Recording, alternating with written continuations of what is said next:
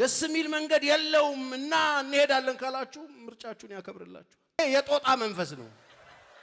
ነጭ ቲሸርት፣ የተሰበረ ልብ፣ አረንጓዴ አንድ አይነት ቁምጣ አርገምና የለም እንደዚህ ትዳር። አይ የእግዚአብሔር ሰው ምን ብሎኛል? ይሄን ሰው አግቢ ብሎኛል። እንዳታገቢው። ምክንያቱም ያ የተናገረው ሰውዬ እናንተ ቤት መጥቶ አብረው ስለማይኖር እንዳትደፈሪ። በትንቢት ይሄ በህልም ጌታ አሳይቶኛል ብላችሁ ትዳር ውስጥ እንዳትገቡ። በህልምና በትንቢት ትዳር ውስጥ አይገባም። ለምን ካላችሁኝ በትንቢትና በህልም መውጣት ስለማይቻል። ክርስቲያን የሚያምርበት ሰው በሆነበት በኢየሱስ ሞልቶ ሲዘምር እንጂ ሰው ለመሆን ዓለም ላይ ሲርመጠመጥ አይደለም። ሰው ያረገንን ኢየሱስ ሰው እንደሆንበት እያመንን ሁሌ በፊቱ ክብር ስንሰጥ ነው የሚያምርብን እንጂ ሰው ለመሆን ገና ጎለን የምንንከራተት ስንሆን አይደለም። ስለዚህ ሰው ያረገን ጌታ፣ ሙሉ ያደረገን ጌታ፣ ሃሌሉያ፣ ክብር ለኢየሱስ ይሁን። በእውነት በጣም ደስ የሚል መንፈስ ነው ያለው። የብዙ ሰዎች ዴስቲኒ እየተቀየረ ነው። እኔ በመንፈሴ በደንብ ፊልም አድርገው እንደሱ ነው። በጣም የምድሪቱን ታሪክ የሚቀይሩ ታላላቅ ባለራዕይ ሰዎች ይነሳሉ። አዎ የራያቸው ከሆድ ያለፈ በጣም ብዙ ባለራዕይ ነን ያሉ የመስቀል ጠላቶች ተነስተዋል። እንደሱ አይደለም፣ ድሮም ተነስተዋል። በነገራችን ላይ እነ ጳውሎስ በነበሩበት ጊዜ ጳውሎስ እስር ቤት ሆኖ ያለቀሰበት አንዱ ምክንያት ለፊልጵስዩስ ሰዎች የጻፈው ደብዳቤ ላይ ሶስተኛውን ወይ ሁለተኛውን ደብዳቤ ሲጽፍ እያለቀሰ የጻፈበት ቦታ አለ። ይሄን ደብዳቤ ምጽፈው እያለቀስኩ ነው ምጽፈው ያለበት ቦታ አለ። ጳውሎስ በፊልጵስዩስ እስር ቤት ሆኖ ያለቀሰበት ምክንያት ቤተክርስቲያን አካባቢ የክርስቶስ መስቀል ጠላቶች እየተመላለሱ ነው የሚለው። አንዳንዶች የክርስቶስ መስቀል ጠላቶች ሆነው ይመላለሳሉ እና መጨረሻቸው ጥፋት ነው ይላል። ምልክታቸው ደግሞ ሆዳቸው አምላካቸው ነው። ራእያቸው ሁሉ ሆዳቸው ላይ ዞሮ ዞሮ ሆዳቸው ላይ ነው የሚያደርገው። ህልማቸው ሆዳቸው ነው። ክብራቸው ደግሞ በነውራቸው ነው ይላል። ነውረኛን ነገር ነው እንደ ክብር የሚቆጥሩት ይላል። ይሄ ብቻ አይደለም፣ ሐሳባቸው ምድራዊ ነው ይላል። የክርስቶስ መስቀል ጠላት የሆኑ ሰዎችን መለያቸው ይሄ ነው። ሆዳሞች ናቸው፣ ከርሳሞች ናቸው፣ አይጠግቡ፣ ክብረ ቢስ ናቸው። ክብር የሚሉት ነገር ውርደትን ነው። ኢየሱስ አይደለም ክብራቸው። ትናንት ተናግሬያለሁ። ሰው ሁሉ ኃጢአትን ሰርቷል፣ የእግዚአብሔር ክብር ጎሎታል ተብሏል። የጎደለው ክብር በማን የሞላው? በኢየሱስ። ኢየሱስ አይደለም ክብራቸው። ክብራቸው የነሱ ነውር ነው። ከበር ነው የሚሉት ቤት ሲሰሩ ነው፣ መኪና ሲገዙ ነው፣ ሲያገቡ ነው፣ ውጭ ሀገር ሲሄዱ ነው። ክብር የሚሉት ነገር ውርደትን ነው። ሐሳባቸው ደግሞ ምንድነው? ምድራዊ ነው። በቃ ስብከታቸው ሁሉ የሚያጠነጥነው እዛ ጋር ነው። ትባረካለህ፣ ትሰፋለህ፣ ትስፋፋለህ፣ ትንቦረቀቃለህ ምናምን። ዝም ብሎ ጌታ ብሎኛል ቪዛ አገኘው ብሎ ብር ልጆች ይዞ ብር እንደ ሎጥ ወሰኑ ሄዱ።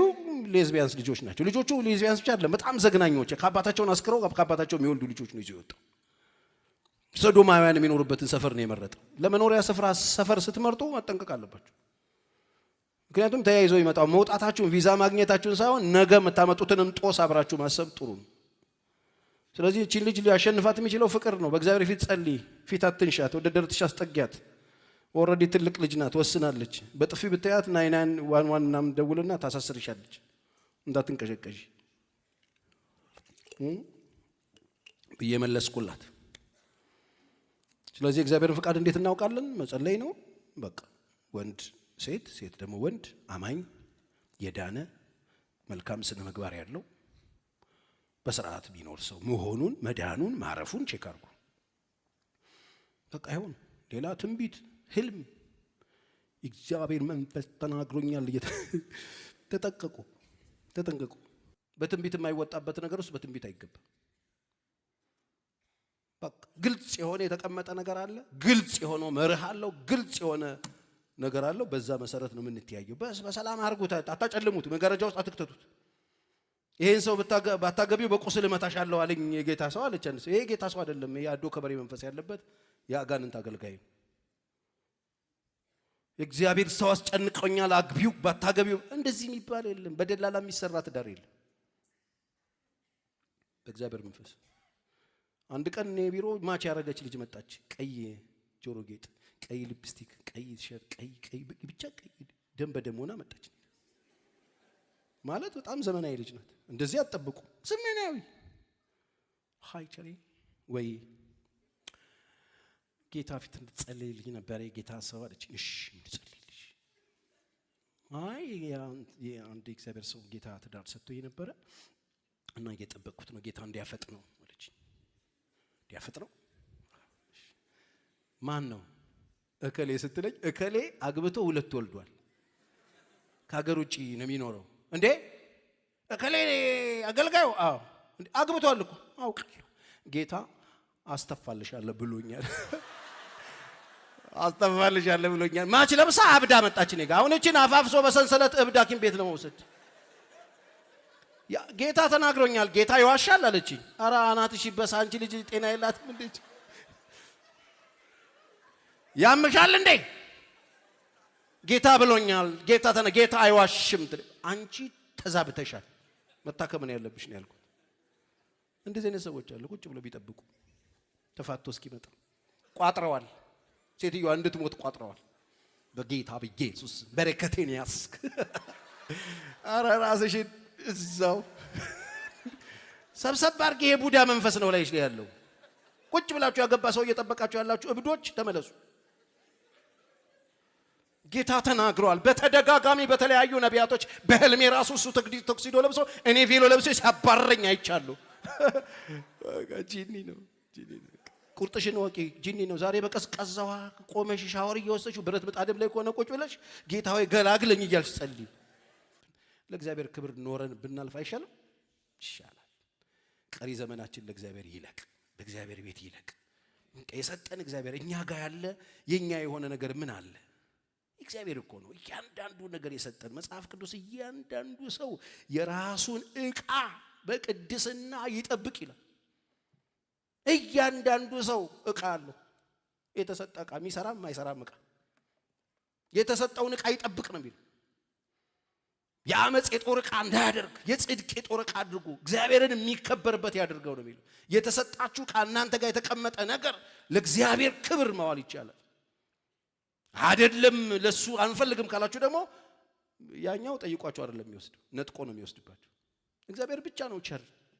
ታውቃላችሁ በምድር ላይ ያሉት ነገስታት ሁሉ ጉልቤዎች ናቸው። የኔና የእናንተ አምላክ ብቻ ነው ፈቃዳችንን እየጠየቀ እየለመነ ነው ያለው። ልጄ እባክህ ልብህን ስጠኝ፣ አይኖችህ የኔን መንገድ ይውደዱ እባክህ ብሎ የሚጠይቀው እሱ ብቻ ነው። ጂኒ አይጠይቅህም። አናትን ብሎ ይገባል ዝም ብሎ። ምንም ጠይቆ ሴጣን ጠይቆ ገብቶ አያውቅም። ሲወጣ ነው የታየው። እንዴት ጋር ነበር ይላሉ። ሲወጣ ነው ያዩት። ሁሉ የሚያስተናግዱትም አዝለውት የሚዞሩትም ሰዎች ለምኗቸዋል። የሚገባ ለምኖ የሚገባ አንድ ብቻ ነው። አንኳኩቶ የሚገባ አንድ ብቻ ነው። ልጄ እባክሽን ክፈችልኝ፣ እኔ ልግዛሽ። ለምኖ አልፈልግም፣ ውጣልኝ፣ አንተን አልፈልግም አልቻው። ቆሞ ይጠብቅሻል። ልጄ ልብሽን ለኔ አልፈልግም፣ እኔ የምሰጠው ለእንትና ነው፣ ለዛኛው ለእንትና ለ50 ኪሎ ለ70 ኪሎ ለሚመዝነው ነው የምሰጠው፣ ለ60 ኪሎ ለምትመዝነው የምሰጠው። እባክሽን ይሻልሻል፣ ይገልሻል የሚለምነው እሱ እንደዚህ። ልጄ ልብሽን ስጪ። ከዛስ አይኖችሽ ደግሞ የኔን መንገድ ይውደዱት። እኔ እግዚአብሔርን መንገድ ለማጥናት ሞከርኩ። አንድ ጊዜ መንገዱን ላጥና ብዬ መጽሐፍ ቅዱስ መክፈት ጀመርኩ። ላጠና የእግዚአብሔርን መንገዶች ማጥናት ሲጀምር አንድም ደስ የሚል መንገድ የለውም። አንተ እየዘመርክ የምትሄድበት ምንም መንገድ የለውም። ቁርጥህን ወቅ። መንገዴን ውደዱ። አዎ ምንድነው መንገድን? በማዕበልና በወጀብ ውስጥ መንገድ አለኝ። ዋው! ማዕበልና ወጀብ ራስ ማምለጫ የሚፈልግ እኮ ነው ጉዳዩ ራሱ። ቤት በኩል ላምልጥበት የምትለው ጉዳይ የኔ መንገድ ነው ይላል። በወጀብ በንፋስ ውስጥ መንገድ አለኝ። በአውሎ ንፋስ ውስጥ መንገድ አለኝ። በበረሃ መንገድ አለኝ። በእሳት ውስጥ መንገድ አለኝ። ዋው! ደስ አይልም የእግዚአብሔር መንገድ? ደስ የሚል መንገድ እየጠበቃችሁ ከሆነ እግዚአብሔር ደስ የሚል መንገድ የለውም። ቁርጣችሁን ወቁ። ለዶቅያ እንደዚህ ነው ያደረገችው። ራእይ ምዕራፍ 3 ላይ ሄዳችሁ ተመለከቱ። እንደዚህ ነው ያደረገችው። አስወጣችሁ። ከዛ እሱን አስወጥታ ምንድነኛለች? እኔ ባለጠጋ ነኝ፣ አንዳች ነገር አያስፈልገኝም። አሁን ዘግቻለሁ አለች። ዘጭ አርጋለሁ በአራዳ ቋንቋ በቃኝ አለች። ምንም ነገር አያስፈልገኝም አሁን ምንም አያስፈልግ ባለጠጋ ነኝ አንዳች አያስፈልገኝም ስትል አንቺ እውር አንቺ ድሃ አንቺ ጎስቋላ ይላታል ከውጭ ቆሞ። አንቺ ጎስቋላ ድሃ አንቺ እውር ባለጠጋ ነኝ ብለሻል ድሃ ነሽ አያለሁት ያለሽ እውር ነሽ። ምክንያቱም እኔ ውጭ ነኝ ያለሁት የሰበሰብሽው ነገርን ይዘሽ ነው ባለጠጋ ያልሽው ውሸት። አንቺ እውር አንቺ ድሃ እኔ ውጭ ነኝ ያለሁት አላት። በጣም ብዙ ሰው ሸኘው ኢየሱስ። ድሃ የሆናችሁ ሰዎች ያላችሁ ዝም ብሎ ፍራንክ ብቻ ያላችሁ ዕቃ ብቻ የሰበሰባችሁ ድሆች መሬት የሰበሰባችሁ ድሆች ትኖሩ ይሆን? በጣም ብዙ ድሃ አለ። እኔ ማት ድሃ ነው የማውቀው ፍራንክ ብቻ ነው ያላችሁ። ኢየሱስ ውጭ ቆማ እንኳን ገንጥሎ ለምን አይገባም? አይገባም ጨዋ ነው። በደጅ ቆሜ አንኳኳለሁ። እናንተ ሄዳችሁ ለማያምን ሰው ነው አይደል የሚሰብኩት? ለክርስቲያን እኮ ለቤተ ክርስቲያን እኮ ነው የተንኳኳ። በደጅ ቆሜ አንኳኳለሁ ማንም ድምጼን ቢሰማ በሩን ደግሞ ምን ቢያረግልኝ ቢከፍትልኝ ወደ እርሱ ምን አረጋለሁ ገባለሁ ከእርሱ ጋር ራት እርሱም ከኔ ጋር ይበላል። እግዚአብሔር መክፈት ያርግልን። በራችሁን ግጥም አርጋችሁ ዘግታችሁ የሆነ ነገር ነኝ እያላችሁ ያላችሁ ሰዎች አይደላችሁ። ያለ ኢየሱስ አይደላችሁ። ኢየሱስ ከሌለ ምንም የላችሁ። ፓስተርዬ ፈልገን ነበር አለኝ። እሺ ግቡ ምንድነው? አለቀጠሮ ለመጣችሁ አይ በቃ በዚህ አንተን እናጣህም ብለን ነው አምናለሁ። እሺ ምንድነው የፈለጋችሁት? አይ እኔና እሷ ፍቅረኛዬ ናት እና እንድታጋባን ነበር እንድታጋባን ነበር። እሺ መቼ ነው የምትጋቡት? አሁን ቢሆን ደስ ይለናል። እንዴት ነው እንደዚህ ያራከሳችሁኝ እናንተ ወጣቶች? እንደዚህ ተደፋፍረናል። እኔ በጣም ስለምወዳችሁ ቅልል ብዬ እኮ ነው የምኖረው። ቆዳ ጠበበኝ አሰፉልኝ አላልኩ እንዴ። የ26 ዓመት ጎረምሳ ልጅ አለኝ። 5 ልጆች አባት፣ ያንዲት ቆንጅዬ ሚስት ባል፣ ቤተክርስቲያን እመራ፣ ሀገሬን ለመለወጥ ተነስቼ እለውጣለሁ ብዬ አምኜ እምሮጥ እስላም ክርስቲያን ሳልል ወንድሞቼን ሰዎችን እንደ ሰው ማገለግል ሰው በዚህ ልክ አወረዳችሁ። አይ በቃ ለዛ ሳይሆን ታጋባ ነበር ማለት ነው። ቆይ እሺ ምንድነው የምትሰራው አንተ? ምንድነው ስራ? በእርግጥ ስራ የለኝም። እሺ አንቺስ? እኔም የለኝም። ግን በጣም ነው የምንዋደደው። ይገርምሃል በጣም። ቆይ ታዲያ ምን ልትበሉ ነው? እንደው እናንተ ተጋቡ ራሱ ልትበላሉ ነው እርስ በርስ እንዴ? አየህ እንደዚህ ነው ብዙ ሰው እንደዚህ የሆነ ነገር ተወግቶ ድንዝዝ ብላ እንደምትመጣ አይጥ ነው የሚመጣው። አይጣይታል መርዝ በልታ ስትመጣ አታገናዝብም። ሳሎን ትመጣለች። ቁጥር ድመት አፍንጫ ጋር ሁሉ ትመጣለች። ምንም ነው የማታውቀው። እንደዚህ ተወግተሃል እንዴ? የሆነ ግድ የለም የሆነ ነገርማ ተጨሱብሃል። በባዶ ዝም ብለህ ሚስት ያስፈልገኛል ትላለህ እንዴ? ኃላፊነት እኮ ነው። ኃላፊነት መቀበል ይችላል ወይ ተብሎ ይጠየቃል። ሶስተኛው ሙያ ተማሩ። ሴቶች እናቶቻችሁን ጠጋበሉና ሙያ ተማሩ። ሙያ ተማሩ። ቤት ስትገቡ ትሰራላችሁ። እሺ ትቀቅላላችሁ፣ ትጠብሳላችሁ፣ ትጋግራላችሁ፣ ታቦካላችሁ፣ ትጠፈጥፋላችሁ፣ ልብስ ታጥባላችሁ፣ ታሰጣላችሁ። ብዙ ሰው ትዳር ይመስለው እንደሱ አይደል። ትዳር በቃ ታገባለህ፣ ከሚስት ጋር ኪስ ምናምን ታረጋለህ፣ ሲክስ ታረጋለህ፣ ከዛ ወቅ ታረጋለህ፣ ከዛ ቢች ዳር ትሄዳለህ ተቃቅፈ። ብዙ ሰው እንደሱ ነው የሚመስለው ትዳር። አሁን ደግሞ የመጣው ጄኔሬሽን ደግሞ አለ የሆነ የተሰበረ ልብስ ፎቶ እዚህ ቲሸርት ላይ ያደርግና አንድ አይነት ቲሸርት ያደርጋል። አንድ አይነት ሸራ ጫማ አድርጎ እንደዚህ ብሎ ፎቶ ይነሳ። ፎቶ እንደዚህ ምናምን ብሎ ጀርባ ለጀርባ ከዛ እሱ ደግሞ እሷ ጭላይ ተኝቶ ምናምን እና ትዳር ቢመስለው አንድ አይነት ሸራ ጫማ አድርገህ ዛፍ ላይ ልትወጣ ጦጣ። ይሄ የጦጣ መንፈስ ነው።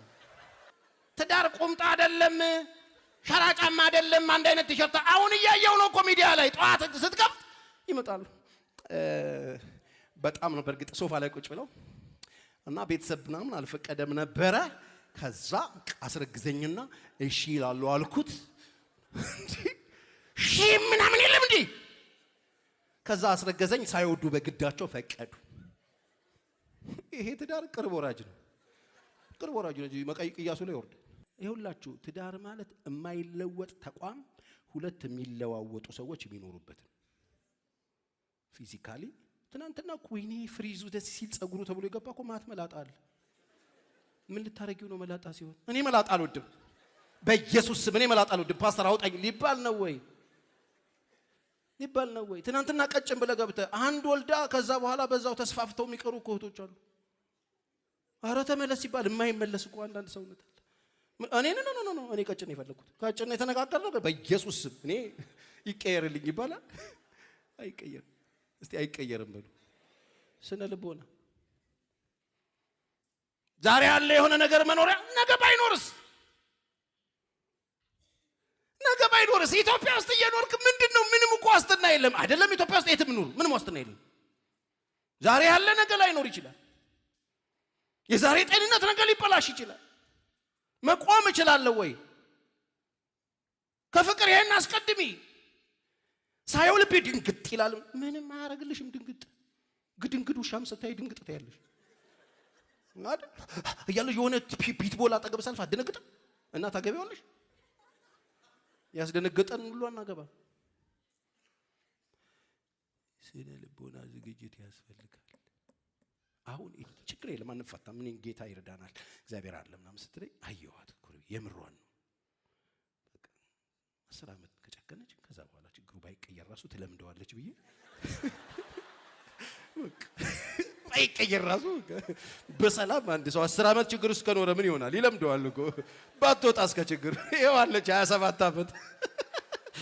እግዚአብሔር ይባረክ። ደግሞ እንዳልኩትኝ የመከራ አይነት ተፈራረቀ ላያችን ላይ የረሃብ አይነት እንደዚህ እንዳይመስልህ። ሁለታችን ተደረበን 7 ኪሎ አንሞላም። እሷ የ9 ወር ጉዞና 47 ነው 48 ኪሎ ነበረች።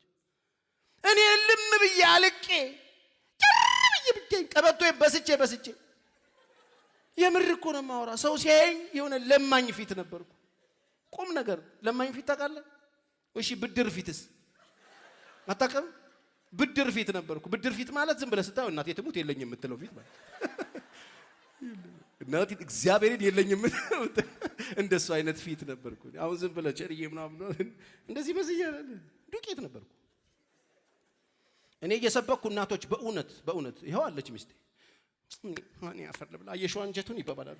ፊት ቁጭ ብለው እናቶች ማለት አየሽው አንጀቱ ተጣብቆ ይላሉ። የለም ከሩቅ ነው የመጣ ነው። ወንዝ ልብስ አጥበን ነው የመጣ ነው። ድህነት ማን ሁለት ማን ሶስት ማን አራት ማን ጠና ሁለት ብሎ አንጠባጥቦን አንወድቅ ስንለው ጥሎን ሄደ።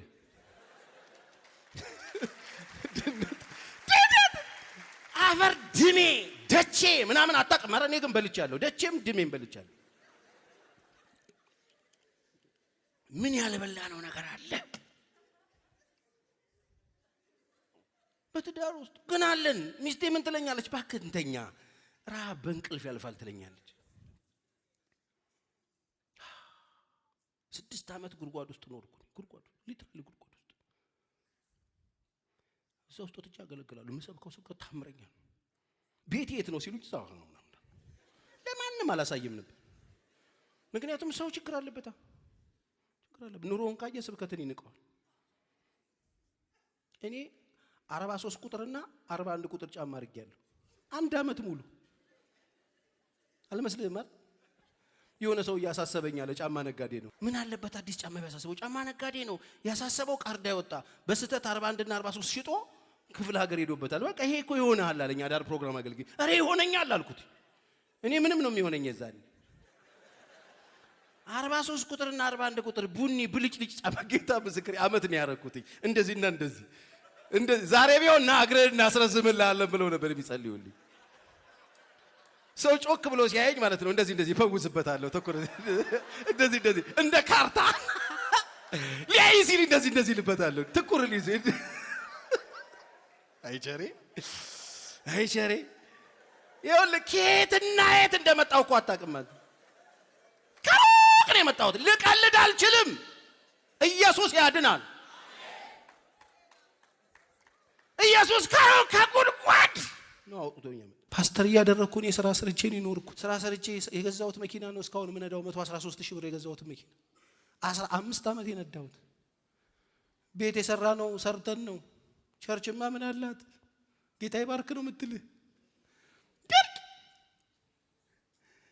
ቸርች እኮ ማህበረሰብ ነው ያለው። እኔ የዛኔም በጣም ብዙ ትልልቅ ሰዎችን አገለግል ነበር። ታብታብ የሚባሉት አገልግዬ በጣም ተባርከው ስቀው ፍርጅ ብለው ደስ ብሏቸው ስጨርስ ለዚህ እግዚአብሔር ሰው መቼ ምን ይከፈለዋል ይሉኛል። ፍራንክ ነው።